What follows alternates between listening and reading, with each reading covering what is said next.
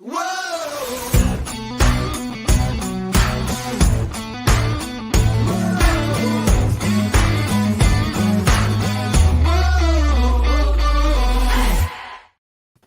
to the What's Our Verdict podcast, where we fashion ourselves television judge and jury. My name is JJ Crowder. I'm here with my co-host Mattson and Bitter Red and Dead. And Alec Burgess. Let's get it. We appreciate you tuning in. Go ahead and hit that follow, subscribe, like, bell notification button so you can keep up with all of our episodes. Tell a friend about us. Tell your doctor about us, since that's all I can think about because my head's really killing me. So I want to go to a doctor and have him hit me over the head with a hammer or something, put me to sleep. That'd be nice. Yeah, you need an Acme doctor, is what you're saying? That's what I'm talking about. Yeah, it would fit right in with the rest of my life. Give me one of those. Put a little TNT in there. Yeah, exactly. I'm down. Yeah. So we appreciate you tuning in. We will be talking about, we're here live, first of all, to talk about the Mandalorian Chapter 24, The Return. Also the finale of this particular season, being season 3. Somewhat of a predictable end, I would say. I mean, that might be a little harsh, but I was so mad. I don't know. I don't think it sucked, in my opinion. It was predictable. And I don't know.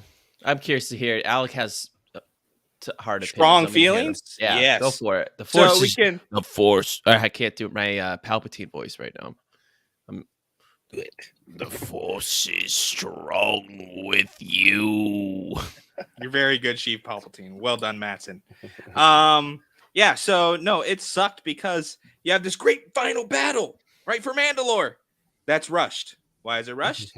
Because you took up an entire episode with some stupid cloning side story that has no payoff in the end.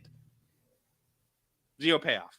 So now your final battle is rushed when it doesn't have to be. You could have extended it into multiple episodes, but no, because you ran out of time. And you shouldn't be making that kind of mistake. I was so upset because it falls into the typical Star Wars pattern right at the end. It's been great. And we could also just, spoilers if you don't want to hear this part, but we could cut out the entire Darksaber arc too. Who needs that anymore? It's true. I watched the end and I was going, are you kidding me? Like, what was the point? What was the point of the entire season?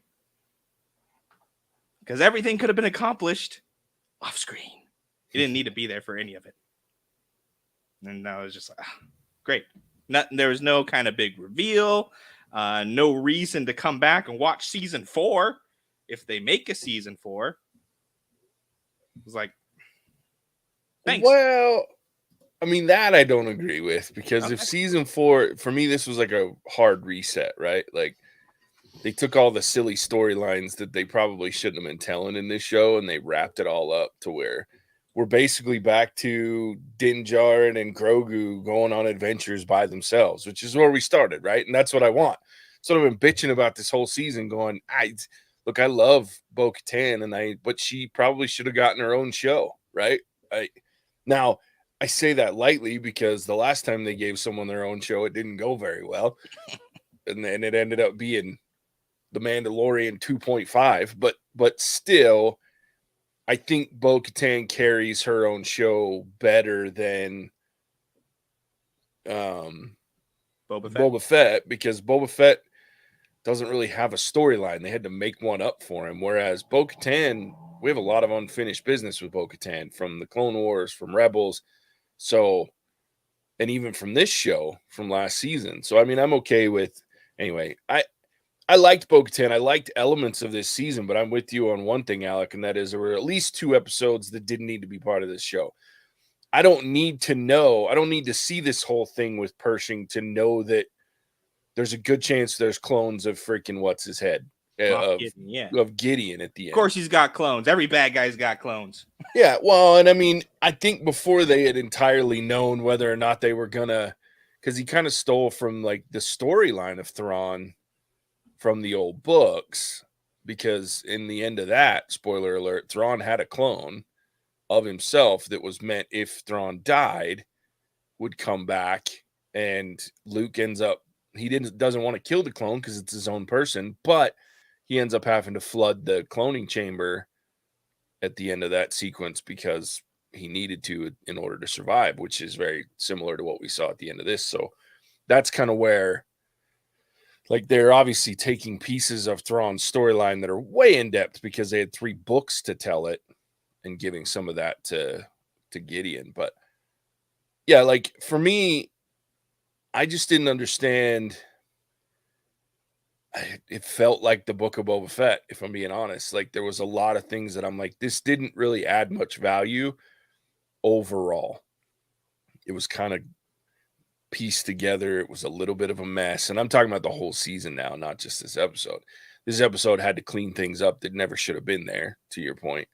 However, the parts that were good, some of the fight scenes were great. And I'm actually okay with the destruction of the Darksaber. It had become, that plot MacGuffin had been way past its time at this point, right? Like, we don't need just this lightsaber that controls the fate of who runs Mandalore. Now it needs to change Mandalorians, because it was kind of an interesting comment that Gideon made during the fight is, oh, Mandalorians have their trinkets and they need their trinkets, right? And it's like, I'm okay now that they can kind of redefine their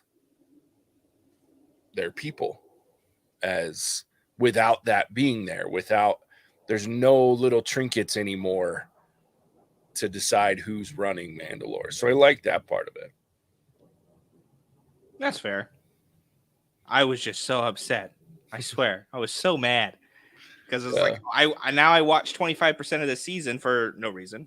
2 episodes didn't need to be in there, and I mean there was just so many loose ends that still didn't get tied up that like were leading to something, right? Or there was for example, last episode they make kind of a big deal about the armorer leaving with this bunch of wounded Mandalorians to their capital ship, which then gets immediately crashed into the planet. Like, so why is that plot device in there? Like, she gets there, they turn around, they come right back down. Where'd the wounded Mandalorians go? Like, all of a sudden, better? So I was sitting there nitpicking a little bit, I'll be honest. Sure. And I was nitpicking because I was mad. Well, I nitpicked Disney 100%. Disney needs to be better. But there's all these other plot devices where even, you know, they do this thing with the rebel pilot, the Delphi Squadron pilot, right? And you think, oh, he's going to show up again. And he does, to give Mando a job. So it felt like they just kind of gave up almost and said, okay, we need to wrap this up. Lickety split. We're working on, you know, Ahsoka, Acolyte, whatever. Those things are going into production. Put a nice, pretty pink bow on this and ship it out. Yeah, I mean, I get your bitches. Yeah, I get your bitches. What about you, Mattson? What do you think, buddy? It was entertaining. I mean, I like seeing Mandalorians and Empire soldiers flying around in the sky, getting chopped up and shooting each other, and seeing. We haven't talked about Din Grogu doing big things out here without a lightsaber, having timely force pulls and saving Mando's life about to get shot. Like, give me more of that season 4. I'd love to see a little bit of combo action right there. That was the most worth. Grogu, it's us, you guys said it this whole scene. We've all said it, like, been a throwaway. It's just been like kind of like plot fodder, like, oh, it's so cute. Mm-hmm. This time he did something and it was cool to see. And I'd love to see more of them and them grow and learn how to fight and do that together. But this whole season has been like none of that really, except him saying no, which was, again, very cute. But I do agree with Alec that this season in pretty much reality, you could just kind of skip to the end, the last couple of episodes, and be like, okay, like you really suck. It's episodes like 1 through 5. I don't know. Like, what did we see that you really needed to see per se?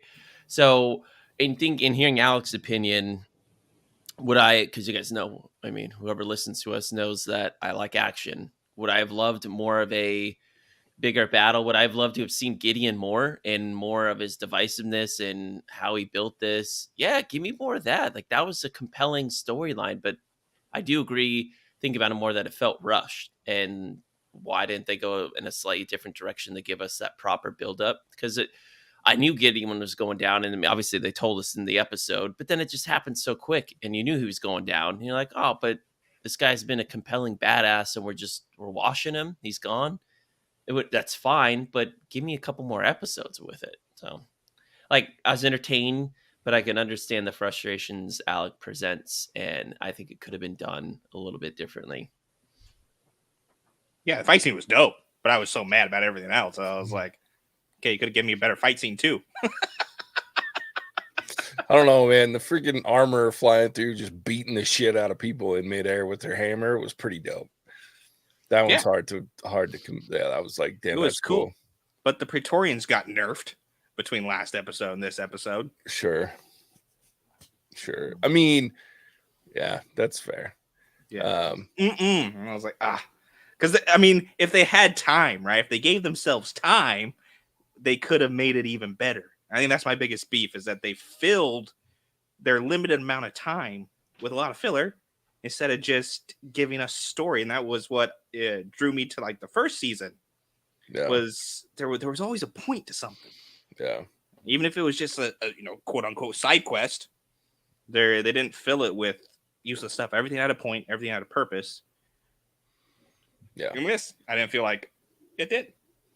Dalton has a good point. I love what he said. True. If we're showing that comment, I mean, the shield doors made me go back to episode 1. I love that. And I mean, Din Djarin was a badass in this one. I feel like he did take a backseat quite heavily in this season. And to JJ's point, I thought Bo-Katan was awesome, but it was good to see him be the OG again and handle some business. Yeah, that's fair. Like, yeah, there were a lot of inconsequential. God, I don't know why I can't say that word. Episodes, right? Like, at least 2 that I can think of right off the top of my head that barely included characters that we know and care about, that just didn't. There was no payoff, and I think that's the most frustrating part for me. Is if you're going to include something in a show, in any show, and this isn't just this show, in any show that's got 45 minutes or less episodes typically, and most of them in the 30-minute range, you better make sure it's streamlined and everything has a point, because otherwise you're going to have to take up time like you did, right? So you got to tie up storylines that we don't actually give a shit about in a way that doesn't add value. But I do like the fact that it was a pretty battle-heavy episode. I also wanted a little more intrigue from like the armorer, but that's solely selfish because I had built up all these, theories in my head, and I wanted some payoff to that. But I guess that's one of my other slight beefs with this episode, is like all this season they've been hinting at deeper, darker secrets, and now it was just Gideon the whole time doing shit, and I'm like, I could have done with some some more drama in the Mandalorian family, you know what I mean? And even if it's not like she's currently betraying them, maybe she betrayed Mandalore back in the day, right? Like, I mean, who knows? Like, anything that kind of puts that division there. But I did get warm and fuzzies when they were all sitting around the giant forge and lit it up, and they were like doing all that stuff. I was like, that's cool. I like that. Like, that Mandalore. Yeah, like that was cool. Because the Mandalorians have always been an intriguing thing in Star Wars, because you only had, Boba Fett for like 2 seconds in most of it. But yeah, now we have this whole fleshed out universe that has grown up from it. And you get tied in. Especially if you watched any of the animated shows, there was a lot to that. And so it's pretty cool to see some payoff there. So I did like that part of it as well. And I hope it's not the last we see of Katie Sackhoff as Bo-Katan, because that was dope. And can we get like a knot under the water? I know it's a lot of CGI, but Really like to see a mythosaur not in the water. No chance. Can't do it. I know. Well, that's some of the stuff that makes me feel like there's definitely a season 4 because you're showing that. I don't know. I feel like it's coming. I'm sure, or it's got something to do. Like, I think that for me, it would almost make sense to do like a different spin-off, right? Where we get to see the rebuilding of Mandalore, and then why were the Mandalorians not part of the sequel trilogy, right? Like, what happened to them? Is it because they live an isolated life on their new planet, on their planet that they've retaken, and don't want to actually be part of the galaxy's wars, or Couldn't blame them. did they get wiped out again, right? Like, so anyway. I would want to be a part of it, like a big F you. I'm like, I don't care about all y'all. Yeah. To be honest, I hope there isn't a season 4, as much as I love the first 2 seasons, because it would make me hate the way they wrap this up even more. It's probably going to be. Because if you plan for a season 4, you should plan to end season 3 better. Yeah, I don't think you're getting away without a season 4. I know, but I mean, I'll complain about it. I hope we watch it. Because the way I'm looking at it is, you have at least we have the Ahsoka show, but that's the only other show that's directly tied to this Filoni movie that's coming. So we got to have at least a couple of more seasons of both shows to tie those. They wrap those things up. And if they waste Thrawn on like one season of a show and then a movie, I'm going to be super pissed. Because that dude's got some serious. But I did have a thought. This is unrelated to this show, but since there's not much left to talk about with this episode, and we talked about Celebration and the announcements, and we watched the trailer for the Ahsoka show last week, The Dark Jedi. I forgot about Jorah Seaboth in the books, the Heir to the Empire, the clone Jedi that kind of goes nutso. And then there's the clone of Luke that's got 2 U's, because apparently that author wasn't very clever. Creative at all. I don't remember the clone Dark Jedi. I read those books. Why am I forgetting that? Yeah, Jorah Seaboth, like he was this old bearded guy. Oh, yeah. Okay. So I was wondering if maybe that's the version of, because he worked with Thrawn in that book in a capacity to try to get to Luke. So I'm wondering if that's. I forgot about that. Yeah, he played some good mind games with old Luke. Yeah. Man, if they wanted done Thrawn or barely use him, I'll lose it. I will lose it on. Dude's such a waste. I expect nothing less at this point. I mean, they had him in 2 seasons of Rebels, and it was great. It was amazing. But man, they have such an opportunity with the Heir to the Empire storyline that they can tie a lot of things into what they're doing with this. And it'll be a shame if they don't. And like I said, I trust Filoni. I really do. I really do. So I'm starting to trust him less, but I'm still in his camp. He had very little to do with this season. He wasn't actively, because he's doing a lot more. It was mostly Favreau and then the directors. But yeah, if some came to me though and said, "Hey, I haven't watched Mandalorian season 3," honestly, I'd be like, "Well, yeah, you're not missing much. And if you really want to watch it, you could really just watch like the last 2 episodes. You're probably good." Yeah, watch the first one. The third one maybe, or is the third one the shit one? Anyway, third one's the shit one. So is 6.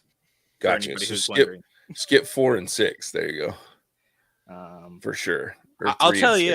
I'll tell you something else that really, because I was in my nitpicky mood, got to me again, and it's because Star Wars went and did a Star Wars thing, and it's putting Moff Gideon in a suit with a helmet. Looks like Darth Vader.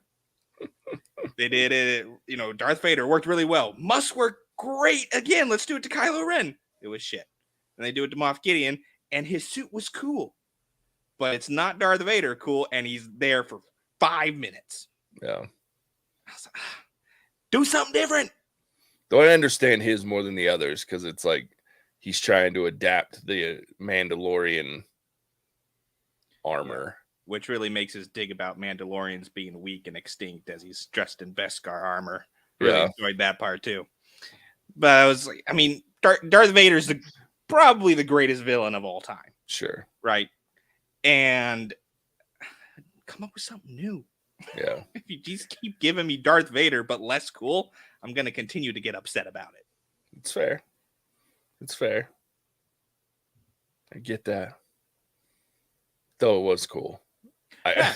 I So mean, he should be around for a little bit longer, because if he's not, I'd be like, okay, so you just gave me, great value Darth Vader. Thanks for that. I don't need it. that's fair too, but I also don't want. I'm tired of Gideon. Like, I love the actor, but I was like, Gideon ran his course. To me, Gideon ran his course last season. Like, I was done with him the last time give we us a saw new him, villain. right? Yeah, but yeah, but it was like, yeah, I get what you're saying, but I'm glad he's gone. I'm glad he isn't gonna. Hopefully, I hope they don't bring him back, because we didn't actually see the dude die. He wasn't Beskar, and I hope he's dead. Anyway, I mean, that was some serious flames. So Okay, fine, Dalton. yeah. Dawson's Whatever. actually like Gideon being similar to Vader. I think he has such a big ego. He wanted to be the next, explaining why he was so interested in the Force. Yeah, I mean, that was an interesting, but this is the tie-in to the sequel trilogy that I didn't want, right? Like, he figured out how to make clones with the Force, which then leads to the reason that we got freaking Somehow Palpatine back. returned. And if we could just not do that, then don't do it. do it. He's got the ego, but Yeah. I don't get it, because you got Darth Vader, right? And then who's right behind Darth Vader in terms of villains? Darth Maul. Complete opposites. Like, they have the capacity over there at Disney to come up with a compelling villain, and Gideon is just mixed Darth Maul with Darth Vader. Here we go. Boom. Gideon was interesting for the first 2 seasons. He just kind of lost interest in me for this season, because the first 2 seasons he was different. He was kind of like, he had some Thrawn in him, where he's a little smart and he outwitted people and then like put them in terrible positions. And so I mean, I like that, but I'm with you. Like, he digressed, and they needed to close his story arc with him not being in prison. And then introduce, I'm sure Disney forced them to introduce the cloning piece to that level. But anyway. Freaking Disney. Kathleen Kennedy. Terrible. Hater. Awful. Anyway, I think we've said enough about The Mandalorian for this season. Wah, wah, wah, wah. Holding out hope for season 4 and the big reset. That's what I'm holding out for. So we get back to the silly road trips. Well, you I can hope hold season out. 4 starts with somehow Palpatine returned.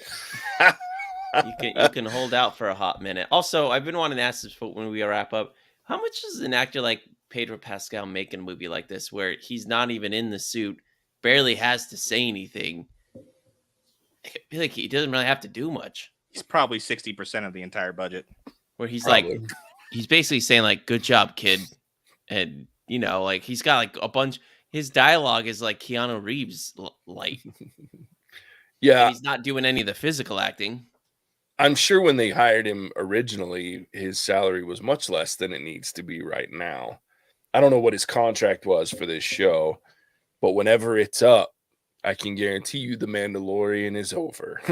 Because after The Last of Us and everything else he's got going on, and he was pretty well known to begin with because of Game of Thrones, but and then the Golden Circle, but like, yeah, this one's a much bigger deal. And then The Last of Us threw him way over.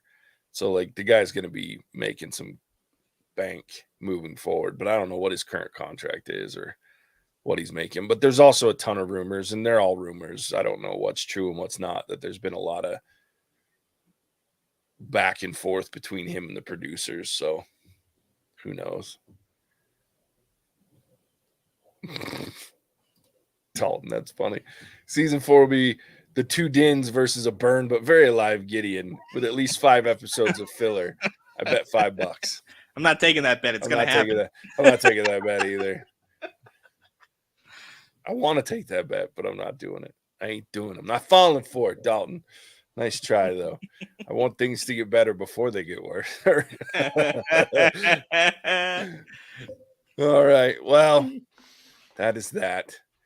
Man, don't know when we're going to do our next live, hopefully soon. We're working on some other stuff, but there's not TV that I know of until August when Ahsoka comes back, because I will for sure be doing that one, even if it's by myself. Which I know my guys won't leave me hanging on Ahsoka. Oh, of course not. I'm gonna be fun to watch on that one. Yeah. So, but until then, we got to figure out some live stuff. So if you have suggestions, email us at host@what'sOurVerdict.com. We'd love to hear what those are. With that though, for the rest of the fun places you can find us, I'm going to turn that back over to my friend Alec here. Thank you, JJ. Thank you for tuning in to the season finale of The Mandalorian, or series finale. I don't know what is happening anymore. Did you guys enjoy it? If so, please tell us why. If you didn't, you can tell us as well, but I can already probably guess your reasoning for not enjoying it. With that being said, if you are just tuning in for the first time, welcome. You're doing it wrong. Go back and watch the episodes in order. Start with 1, skip 3 and 6, and voila, you are golden. Hashtag pro watch tips with Alec. It's going to be a thing. But in all honesty, if you are joining us for the first time, there is much better content to go judge us on. So go tune into one of our other episodes that are available on every major podcasting platform. I recommend the Glass Onion review we did in January, mainly because Mattson wasn't there, but also because it was a great recording. I'm not going to say it was great because Mattson wasn't there. I will leave that up to the audience to decide. If you are looking for more What's Our Verdict in your life and have watched all of our episodes, please go outside and see the sun. But you can also join us on Patreon, where every dollar earned goes towards JJ's very own IG-11 mech suit with yes and no buttons. Special thanks to our current patron, Shuddering Sisyphus. You are both a gentleman and a scholar. With that, I will turn it back to the behemoth of bust, the Sultan of SWAT, a JJ. You saying I got big boobs? Absolutely. Okay. Yeah, now I want a friggin' IG-11 suit, dude. Like, that'd be a big old IG-11 for me to fit in its chest cavity. Anyway, appreciate that, Alec. And as always, we appreciate everyone for tuning in. We'll catch you on the next one. Bye. Hasta la vista, baby. Cinemagic out.